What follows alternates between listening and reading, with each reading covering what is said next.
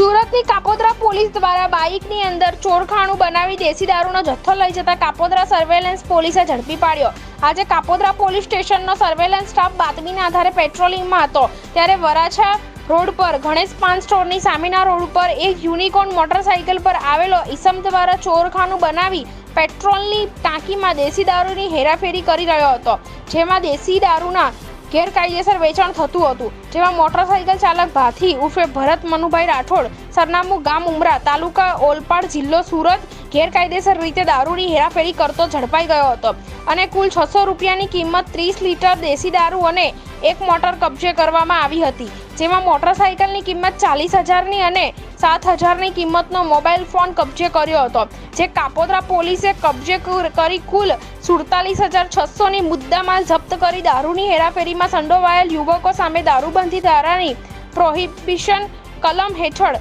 કાયદેસરની કાર્યવાહી હાથ ધરવામાં આવી। આ મામલે પકડાયેલ